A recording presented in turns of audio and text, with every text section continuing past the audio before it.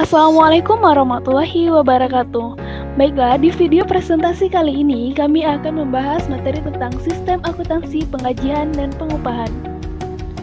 Kami dari kelompok 4 yang beranggotakan Nur Ilmi dari BP 1901071028, Fernando dari BP 1901071031, Rahma Fitri Yuniar dari BP 1901071037, Dian Purnamanisi dari BP 1901071040, Salsa Bila dari BP 1901071038.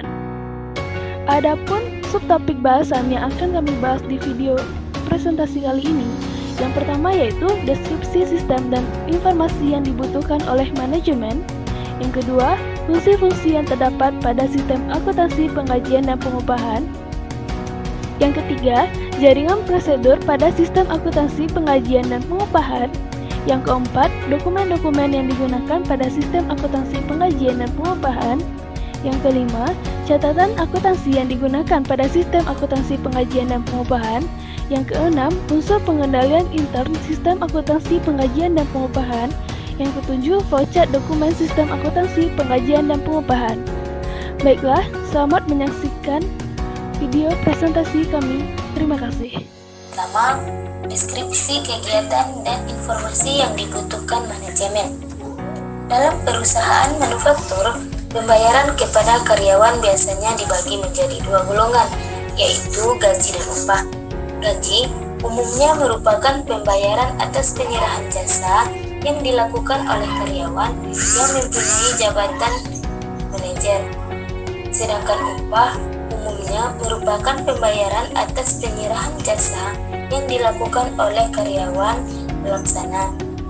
Sistem akuntansi pengajian dan pengupahan dalam perusahaan manufaktur melibatkan fungsi kepegawaian, fungsi keuangan, dan fungsi akuntansi, di mana fungsi kepegawaian bertanggung jawab dalam pengangkatan karyawan, penetapan jabatan, penetapan tarif, gaji dan upah, promosi dan penurunan pangkat, mutasi karyawan, penghentian karyawan dari pekerjaannya, dan penetapan berbagai tunjangan kesejahteraan karyawan, serta perhitungan gaji dan upah karyawan. Informasi yang dibutuhkan oleh manajemen. Informasi yang dibutuhkan oleh manajemen dari kegiatan pengajian dan pengupahan adalah: yang pertama, jumlah biaya gaji dan upah yang menjadi beban perusahaan selama periode akuntansi tertentu.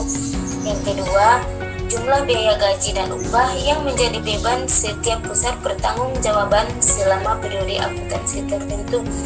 Yang ketiga, jumlah gaji dan upah yang diterima setiap karyawan selama periode akuntansi tertentu. Yang keempat, rincian unsur biaya gaji dan upah yang menjadi beban perusahaan dan setiap pusat pertanggungjawaban selama periode akuntansi tertentu. 2.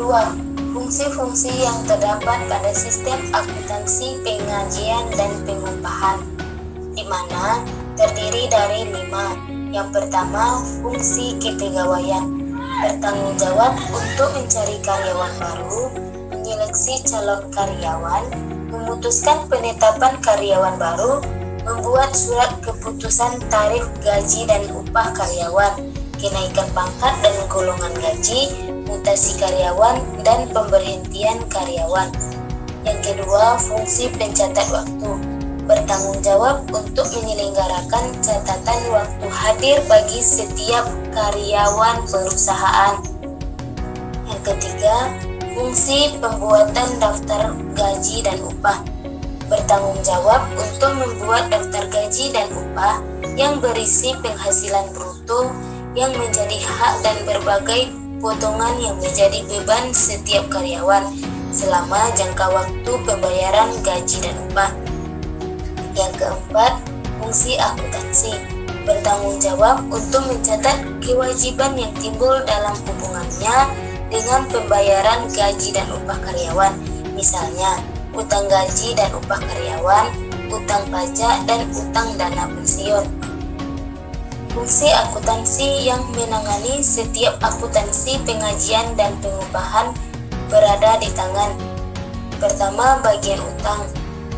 Bertanggung jawab untuk memproses pembayaran gaji dan upah seperti yang tercantum dalam daftar gaji dan upah. Yang kedua, bagian kartu biaya.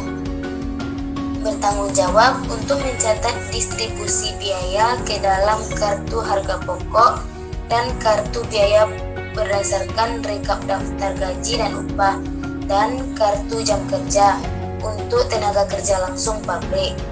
Yang ketiga, bagian jurnal.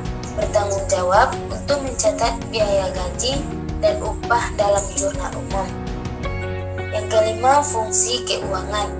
Bertanggung jawab untuk mengisi cek guna pembayaran gaji dan upah dan menguangkan cek tersebut ke bank. Di sini saya akan menjelaskan tentang jaringan prosedur yang membentuk sistem akuntansi penggajian dan pengupahan. Yang pertama, prosedur pencatatan waktu hadir dan prosedur pencatatan waktu kerja. Prosedur pencatatan waktu hadir bertujuan untuk mencatat waktu hadir karyawan. Pencatatan waktu hadir ini diselenggarakan oleh fungsi pencatat waktu dengan menggunakan daftar hadir pada pintu masuk kantor administrasi atau pabrik. Sedangkan prosedur pencatatan waktu kerja diperlukan bagi karyawan yang bekerja di fungsi produksi untuk keperluan distribusi biaya upah karyawan kepada produk atau pesanan yang menikmati jasa karyawan tersebut. Yang ketiga, prosedur pembuatan daftar gaji dan upah. Dalam prosedur ini, fungsi pembuat daftar gaji dan upah ialah membuat daftar gaji dan upah karyawan. Selanjutnya, prosedur distribusi biaya gaji dan upah. Dalam prosedur ini, biaya tenaga kerja didistribusikan kepada departemen-departemen yang menikmati manfaat tenaga kerja. Selanjutnya, prosedur pembayaran gaji dan upah. Prosedur ini melibatkan beberapa fungsi, yakni fungsi akuntansi yang bertugas untuk membuat perintah pengeluaran kas kepada fungsi keuangan untuk menulis cek guna pembayaran gaji dan upah. Yang kedua yaitu fungsi keuangan yang berfungsi untuk menguangkan cek ke bank dan memasukkan uang ke amplop gaji dan upah. Apa saja dokumen yang digunakan dalam sistem akuntansi pengajian dan pengupahan? Yang pertama, dokumen pendukung perubahan gaji dan upah. Dokumen ini umumnya dikeluarkan oleh fungsi kepegawaian berupa surat-surat keputusan yang bersangkutan dengan karyawan. Misalnya surat keputusan pengangkatan karyawan baru, kenaikan pangkat, perubahan tarif upah, dan lain-lain. 2. Kartu jam hadir. Dokumen ini digunakan oleh fungsi pencatatan waktu untuk mencatat jam hadir setiap karyawan di perusahaan. 3. Kartu jam kerja. Dokumen ini digunakan untuk mencatat waktu yang dikonsumsi oleh tenaga kerja langsung pabrik guna mengerjakan pesanan tertentu. 4. Daftar gaji dan upah. Dokumen ini berisi jumlah gaji dan upah bruto setiap karyawan, dikurangi potongan-potongan berupa PPh pasal 21, utang karyawan, iuran untuk organisasi karyawan, dan lain sebagainya. 5. Rekap daftar gaji dan rekap daftar upah. Dokumen ini merupakan ringkasan gaji dan upah per departemen yang dibuat berdasarkan daftar gaji dan upah. 6. Surat pernyataan gaji dan upah. Dokumen ini dibuat oleh fungsi pembuat daftar gaji dan upah bersamaan dengan pembuatan gaji dan upah, atau dalam kegiatan yang terpisah dari pembuatan daftar gaji dan upah. 7. Amplop gaji dan upah. Uang gaji dan upah karyawan diserahkan kepada setiap karyawan dalam amplop gaji dan upah. 8. Bukti kas keluar. Dokumen ini merupakan pencatatan pengeluaran uang yang dibuat oleh fungsi akuntansi kepada fungsi keuangan berdasarkan informasi dalam daftar gaji dan upah yang diterima dari fungsi pembuatan gaji dan upah. Baiklah, selanjutnya saya akan membahas catatan akuntansi yang digunakan pada sistem akuntansi penggajian dan pengupahan. Yang pertama yaitu jurnal umum. Dalam pencatatan gaji dan upah, jurnal umum digunakan untuk mencatat distribusi biaya tenaga kerja ke dalam setiap departemen perusahaan. Yang kedua, kartu harga pokok produk. Catatan ini digunakan untuk mencatat upah tenaga kerja langsung yang dikeluarkan untuk pesanan tertentu. Yang ketiga, kartu biaya. Catatan ini digunakan untuk mencatat biaya tenaga kerja tidak langsung dan biaya tenaga kerja non-produksi setiap departemen dalam perusahaan. Sumber informasi untuk pencatatan dalam kartu biaya ini adalah bukti memorial. Yang keempat yaitu kartu penghasilan karyawan. Catatan ini digunakan untuk mencatat penghasilan dan berbagai potongannya yang diterima oleh setiap karyawan. Jadi, informasi dalam kartu penghasilan ini dipakai sebagai dasar perhitungan PPh pasal 21 yang menjadi beban setiap karyawan. Dan kartu penghasilan karyawan ini digunakan sebagai tanda terima gaji dan upah karyawan dengan ditandatanganinya kartu tersebut oleh karyawan yang bersangkutan. Dengan tanda tangan pada kartu penghasilan karyawan ini, maka setiap karyawan hanya mengetahui gaji dan upahnya sendiri, sehingga rahasia penghasilan karyawan tentu tidak diketahui oleh karyawan yang lain. Selanjutnya, unsur pengendalian intern sistem akuntansi penggajian dan pengupahan.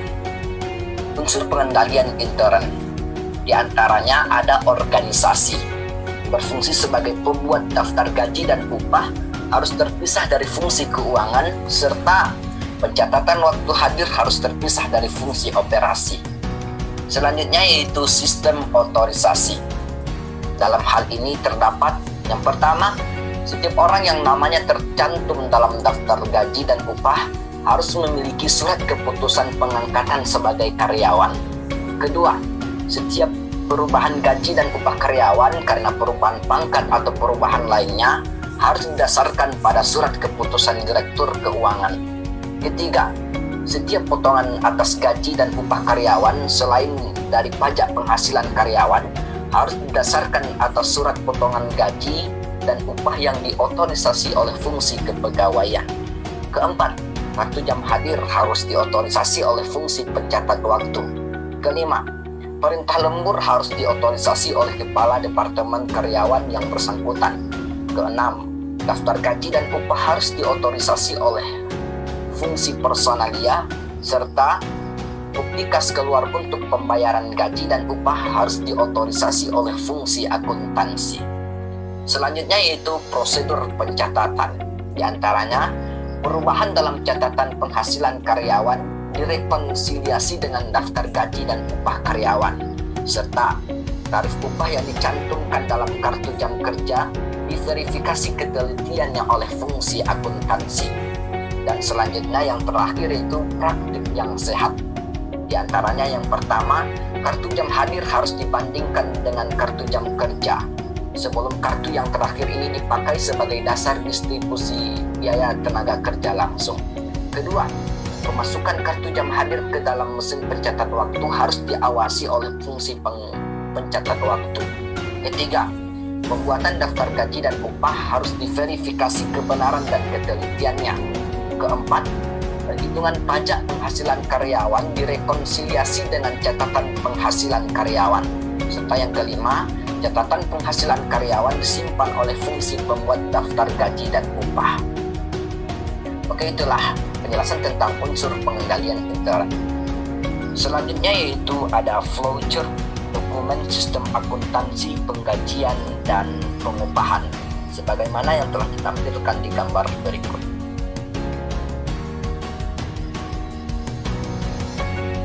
Sekian video presentasi kami, terima kasih.